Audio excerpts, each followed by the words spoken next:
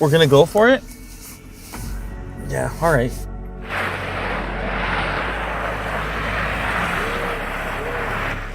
This is the new electric G-Wagon, but they're still calling it a G-Wagon, and it is very much a G-Wagon. And the best way to know that you're dealing with a G-Wagon is right here. Let's just get this out of the way right away. Ooh. It's like a vault. You know what? It's not even just when you open and close the doors. It's also when you lock them. Listen to this. Listen. Unlock. It is just so mechanical in that regard, and you're not used to it with electric vehicles. This is a special, like, edition 1. It has a few different elements associated with that. It is quite an expensive option package, and the paint itself, at least in terms of Canadian dollars, is like 8,000 bucks. But it's a G-Wagon, ladies and gentlemen, and you expect to pay for this level of premium. For me, this doesn't feel like, hey, I'm an electric vehicle. I mean, in this case, maybe the blue coloring kind of gives it away a little bit. That's an unusual color for a G-Wagon, but they've really retained tradition, which is what I think people wanted them to do with the G-Wagon if it were to go electric. So you're still getting that whole origin and history and ruggedness and boxiness, which is rare for electric vehicles. You'd be hard pressed to say, hey, that's the electric one, because they're still selling one that looks almost identical to this that's gasoline powered. There's a few giveaways that this is electric from the outside, but like I said, you have to know what you're looking for. So this little EQ badge is probably the most obvious component which says electric. There's also this little blue strip that travels down the side, which also indicates that this is the electric model. But if you look at the back, it still says G580 on it. The little backpack is one more giveaway. So rather than have a spare tire here, if I unlock the car, now I can open the backpack. Currently, they've just got the charge cable in here. I guess you could fit a few other items, and it's nice that it locks when the car locks, but it is fairly narrow. The door to the rear gets lighter weight, so you don't have to work so hard to slam it. It still sounds awesome. And the other thing is you can kind of hear that that sound that it makes. That's another giveaway, I suppose. But the G-Wagon as a whole, not just the electric model for 2025, has a lot of modern upgrades, adaptive cruise control, stay in its lane, the infotainment system. Obviously, this one has EQ specific features on it. Other things that are kind of specific to this edition 1, steps on the side, certain black and chrome elements. The grille is something that I wanted to talk about as well, because some of the early videos I saw on the electric G-Wagon, they had this really modern looking electrified grille, which wasn't really a grille. It was more like a cap on the front. I didn't like the look of it because, again, it's like, it's a G-Wagon. Let's just keep looking like a G-Wagon. So what if it's not the most efficient electric vehicle in the world? People who buy these things, they want them to look sort of like military vehicles. So I prefer this traditional grille, even if it's an electric vehicle that has no use for it. The other thing that that kind of cap grille does is it brings a two-tone black over this portion that surrounds the headlights. I just didn't like the look of it very much, but I did see it in some of the earlier videos. It is an option, so it's like 1,600 bucks if you put that more futuristic black glossy finish on the front rather than the traditional grille. So I would say don't even bother doing that. And I think that this edition 1 is actually a pretty good and nice looking setup. It also gives you these wheels, so you get the black wheels instead, which look better. And if you look closely, you can see the brake calipers in that blue color, which matches the tone of the paint. The mirrors, they fold in. I think these tints came from the factory as well. To charge it up, it's on the right-hand side. You press here, there we go. It flies open, so it is assisted, and then it is locking. So you press this button here in order to unlock that charge port. Just remember to close it. No fancy motorized, like sliding door, like the Taycan. It's just, you just press the button, it flings open, plug in, and charge, and get going with your G-Wagon. And this is another thing for 2025. We can now approach the vehicle and have it just unlock with the key in our pocket. We don't need to actually initiate it. And actually, before I get inside, I want to mention one more thing that kind of coincides with that. The little G area on the button itself, mechanical button. So now, if I were to approach the vehicle, it would initially unlock, and then I would press the button and open the door. And I just noticed we got a pretty cool badge here. Mercedes-Benz, how do I even say that word? Shackle approved. It sounds tough. It sounds rugged. Anyway, we'll talk more about the interior in a moment, but like this latch, this is the latch that we all love. Look at how robust this latch is. Listen to that. Damn, dude, you just feel every day. Imagine every day you get in the car, just bam. It's funny because it's a Segway and I'm looking for a Segway. Thank you to Segway for sponsoring this video and bringing us their brand new 9-bot Max G3. A lot of people have been saying positive things about this thing. I watched a bunch of videos before they sent it over. It is just a complete package. And I think they're having promotions. Check the description. But this thing has a big range, very smooth.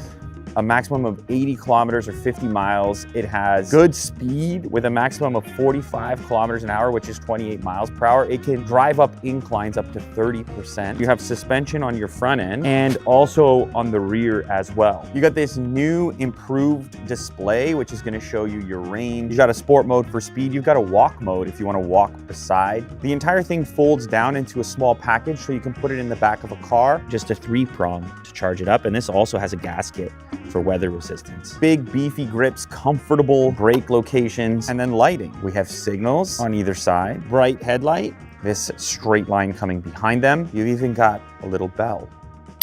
So we've actually got pretty wide tires on here. These are 11 inches and they don't really tell you to go off-road. This is not their off-road centric model, but these have some self-sealing attributes. It makes them a little bit tougher to puncture. It's also got something called AirLock. When you approach it with your app in your pocket, it'll unlock. And they've also integrated with Apple Find My. So if your Max G3 happens to go missing, you can track it down. Damn, dude, you just feel every day. Imagine every day you get in the car, just bam! Don't get your finger stuck in there, right, Will? Okay, to the rear. Really big opening, quite a bit of cargo space. They say that the electric variant has, I think they said like 3 cubic feet less cargo, but essentially what you're looking at here is cargo space that's similar to the standard G-Wagon. You have some tie-down areas here. We have a cargo cover, which we can pull back. We can also remove it if we choose to, which is what I normally do with these things, so I can get even more cargo volume. And I'm always putting hockey sticks and sports equipment into my vehicle, so these things tend to get in the way. We've also got a 12 volt on the side. This is going to be good for your portable fridge that you might want to keep in the back here. That would be good. Now there is an interesting way in which the seats fold. It's a 2-step situation. First, what we do is we pull the seat itself. There's a little handle for that. So this portion goes up first, and then you're going to have this headrest in the down position, because what happens next, you click this lever and then this comes down and fits in there. So it's a 2-step situation, the same as the case for the other side. So you've got this 60-40 split situation. Now, the only thing I noticed with this setup is that if these seats are too far back, see what I mean? It'll go, but it just kind of bumps into it if these seats are too far back. If this seat's up a little further, it makes it a lot easier. It also has a couple different spots that it can be stopped in. I don't know anybody that would want to sit there like this, but maybe if you need extra cargo in the back, that could be useful. There is also a pass-through. If you want to just put a long item through the center, the seat's down, you go with the pass-through instead. If you want to put skis, or I guess I could have put a hockey stick like that too. I should talk about trim while we're back here. We get this carbon fiber. This is our first glance at the carbon fiber we're going to see throughout the vehicle. And they found a way to get a little bit of blue in there. Very subtle, but it is in there. And that same blue stitching here on this big panel, and you're going to see it throughout the vehicle in different spots as well. There's also puddle projectors, and actually you can get them configured a couple different ways. One of them says stronger than time. That's what the edition 1 says. It says stronger than time. It has a big G. You can also just get a Mercedes emblem if you prefer. And then there's no frunk, because there's all kinds of tech in here, including a really large battery. I think it's 116 kilowatt hour underneath. They did actually, because this thing is meant to off-road, they put extra protection in the battery area. So the entire undercarriage there has a protective layer. So if you're bumping into things off-road, you're not gonna have to be too concerned about puncturing that battery. But each of the 4 wheels has its own motor, which allows you to do some funky tricks when you're on the inside. Tank style turns, which I'm sure you've seen. Hopefully we can find some snow, because it's for dirt or snow. It's not gonna work on regular pavement. So getting up into the G-Wagon is a bit of a thing. There is this side step, but it's a little bit narrow. I honestly tend to just jump like right in. Now, I don't know if that's gonna be for everyone. If you're shorter, I feel like you're gonna have to step on that first. With my daughter, I was like lifting her straight in. Like, you know what I'm saying? I have like a 5-year-old daughter. She's going straight in. For me, I guess I'm just going straight in. I'm just totally ignoring that part there. And I also noticed these headrests in their down position are like in my back.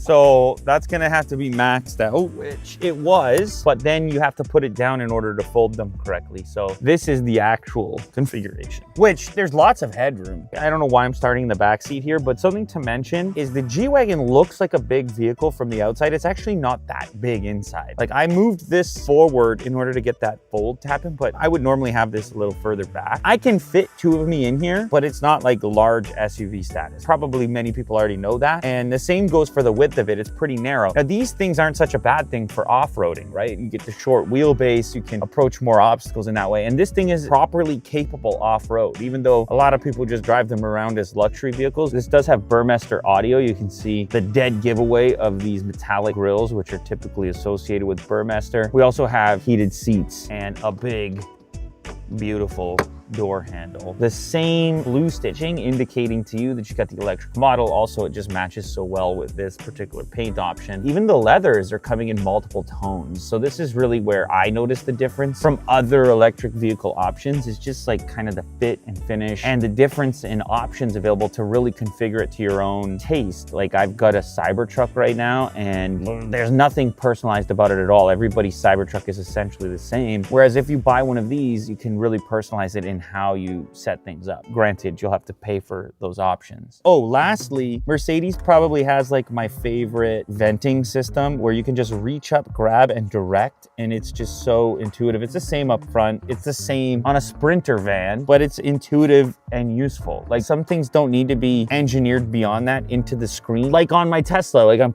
trying to point the airflow. This is just you reach up and you can move it in a 360-degree fashion. And then if you want to turn it off, you just spin it into the off position. I'll show you in the front. For me getting in, I just grab the steering wheel and I kind of come like that. It's not too bad for me, honestly. And then closing the door from the inside might be better than the outside. I don't know, listen. Oh, this is not something you're used to if you've been driving electric vehicles for a while. They are the complete opposite. Just closing the door reinforces the idea that you're in a vault. It feels like you're inside of a vault. Like everything is sealed up. If you're like me and you've been driving electric cars for a while, you are not used to this at all. If you've been driving Teslas for a while, you're not used to this at all. The Hummer had kind of a slightly more satisfying, but nothing even close. I mean, no car really that I'm aware of competes with the strength of that latching system. It means you get heavier doors, you get a heavier vehicle. If there is a theme to this vehicle, it's this idea that you're not screaming at the world that you're driving an electric vehicle. You're making a lot of compromises on, well, range, for example, in order to have a vehicle that still almost in every way feels like a gas-powered vehicle. Even the type of sounds that they're pumping in. Like when I was driving my older kid in here, he was like, this feels like you're driving a gas car. It really does. This is the one that will fool people, that if they're inside, you'll have to tell them it's electric. Otherwise, they might not even think about it. I believe that's the buyer they're looking for. The person that wants to buy electric, but doesn't want anybody to know about it. Or at least wants to play down the electric aspect and wants to kind of fly under the radar a little bit. Although in this color, like you're not flying under any radar. This color of G-Wagon moving around town, like people are taking note.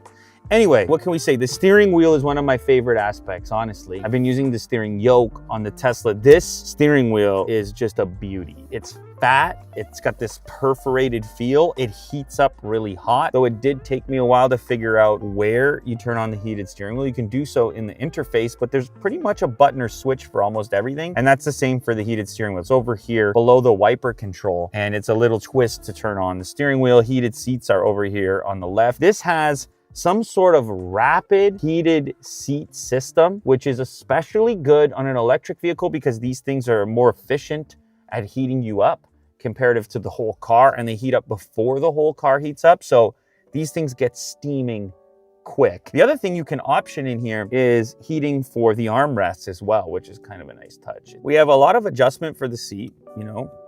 Everything, even the headrest, is adjustable via the motorized adjustments. We can also extend the leg rest. If you have longer legs, you can bring this out. If you have shorter legs, you can bring it in. The steering wheel telescoping, adjustable also, in, out, up, and down. This is what I'm talking about. On, off, and point where you like it. I mean, what more do you want? It is so fast, so intuitive. Anybody who gets in this car immediately understands what to do. if they want the air on them, if they don't want the air on them, if they want it on, or if they want it off. Beautifully simple. In some cases, the mechanical solution is still superior to the software solution. It does mean you end up with extra components, but it is a satisfying experience. Lending itself to this whole like rugged atmosphere. This giant handle, that thing is just solid. It says edition 1 on it. And we can start to appreciate this carbon fiber with these little blue accents as we look around the cockpit. We have our 2 cup holders here. They are heated and cooled. They got a cool mechanism as well, depending on the cup size that you put in there. One cup is really small, so it's held by that. The next cup is medium, and then a large cup will push down the entirety of the spring-loaded element. Wireless charging for your phone is here. Then you still get another DC, 2 USB-C ports as well. So lots of flexibility for your devices. You can also close this whole section. And I like this carbon fiber surface with that release. They kind of roll up into there if you keep it in its open position. By having the dual open, you don't get the big lid, so you can access it from either side. Boom.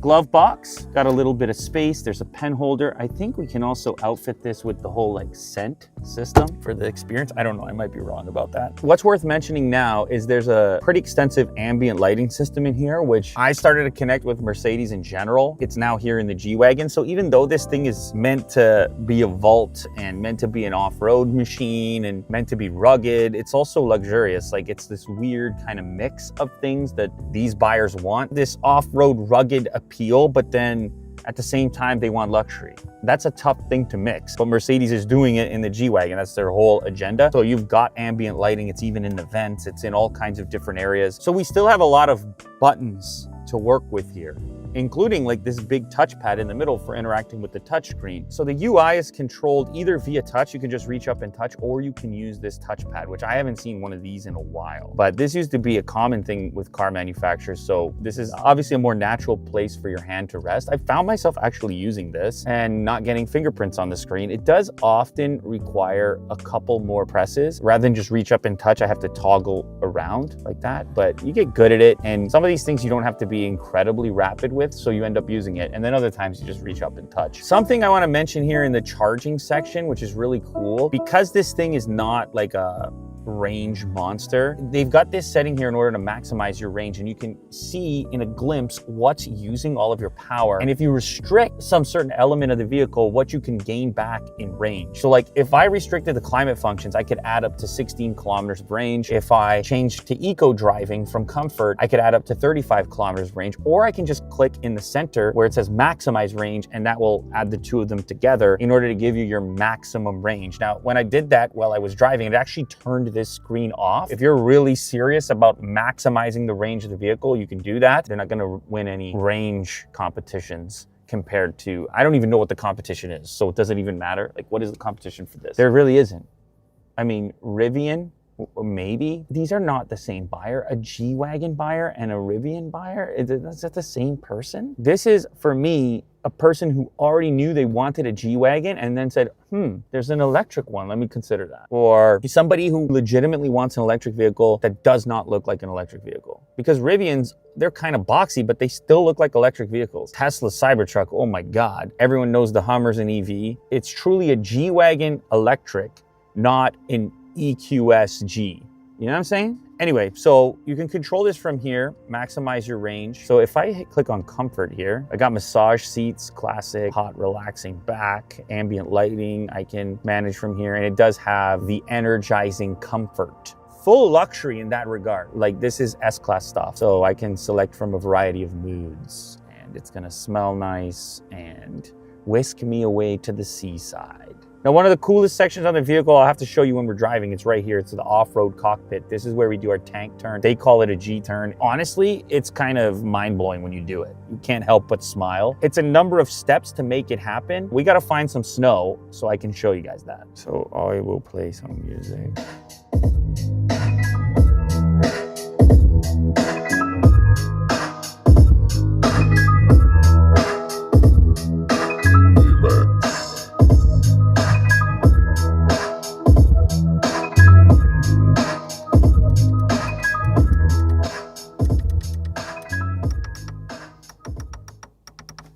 Like, I don't know, man. I still like something about buttons. And that's not just the old man in me. They're fast. Like, if I just want to turn the fan off, boom, it's off. There's a certain muscle memory to it, right? I know the location of it already. I can still look at the road and hit that versus trying to find a very specific spot to press on the display if it's a touchscreen. All right, so we're out. G-Wagon feels like a G-Wagon. Like, I feel boxy. I feel the stiffness of it. It feels utilitarian. And I feel also elevated. Like, I feel high up in here. One thing about G-Wagons, I'm not sure if people know, electric or otherwise, is they're not that huge inside. Like, Mo is like right here. Like, I'm infringing on Mo right now. There's a reason for that. This was a utilitarian vehicle, and it still looks and behaves a lot like the original military vehicle. When you toggle the wipers, look at these little baby wipers. Look at those things right there. Utilitarian. See what I'm saying?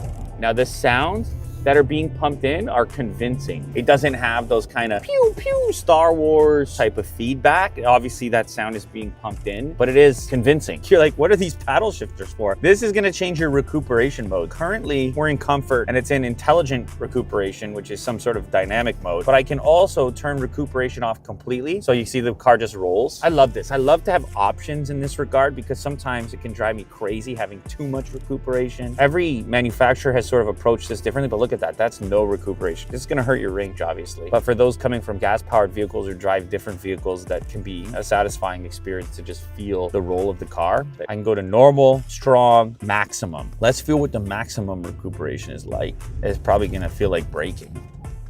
Yeah. It feels like braking as soon as my foot comes off the accelerator. I don't mind that implementation either. It makes me more inclined to like interact with it and modify it than I would otherwise do if it was buried in some menu. That's the story of this car. Very few things are buried in menus. Everything is accessible to you close by. The steering, you can see here, very responsive and stiff, like I said, and that's in comfort mode. Obviously there's different driving modes, plenty of them to choose from. Sport, you've also got comfort, trail, rock, and then you can set up your own individual. In sport mode, your responsiveness, there goes Mo gets thrown back there, and it's a little squirrely, like in a fun way. She's a little squirrely. Did you feel what I'm talking about? I did, dude. It still has that sportiness to it somehow. Like, it's a little, she'll get you. Now, it's not like that murder power of the Cybertruck. That's some murder power. The actual acceleration on this is not quite as quick as the G63 with the big motor in it, but it feels plenty fast on a vehicle like this. And obviously with the electric, it's like instant, that kind of like really immediate feedback that makes up for it. I don't think you're gonna notice a huge difference, even though on paper the numbers are different. It's plenty fun. Enough acceleration for plenty of fun. The sound is kind of convincing, no? Yeah, it is. It's kind of convincing. It really sounds like it's coming from there. There's part of me that knows that it's simulated, but at a certain point, you stop thinking about that. Just to have that note associated with your acceleration, you can't help it. There's something satisfying about it. I don't know. I don't know how to pinpoint it. Like, why do we have to hear that? Why do we need to hear that rumble when we go fast? Why? We're used to it. We grew up with it. I'm not sure. But this is definitely the electric vehicle that's the least electric, if you know what I'm saying. As far as range is concerned, it gives you two numbers. So it gives you the range and then it gives you the max range. And the numbers are drastically different. So 191 kilometers of range, but 278 kilometers of max range, that's almost 100 kilometers different. But if I go ahead and just click maximize range in the center, it will dial back all of those consumption features. And what it's gonna say is all energy saving measures are active. This display will switch off shortly. Just like that, we are now in the maximum range mode. The other thing I wanna mention, there's this eco mode display. I can change this in the center, but it kind of shows how your driving habit is also affecting your range. There's a real range component to this. And I have this ball in the center that sort of turns it into a game. If I slam on the pedal, you'll see get a little squirrely again. Anyway, you'll see it'll go red, essentially letting you know that you're driving like an idiot. I mean, I don't know that I need to see that because I already know that, but if you're really trying to do this range challenge, then you have that feedback as an option. You can change whatever's on this display. Attention assist, your audio source. I think the eco display is probably the most fun out of the bunch. You go spin? I guess we gotta spin. We gotta find a spin spot. Ooh. Go down to rock, activate, low range, back into neutral. You spin, you drive, and then you G-turn. Damn. That is so sick. Like, it doesn't seem possible. Should I do one more? Yeah. Did you like that, Mo? Yeah. Back to the G turn.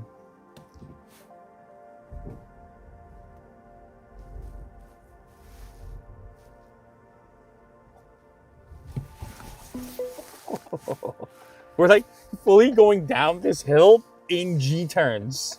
Listen, I don't doubt this is a real off-road thing. This car is a real off-road thing.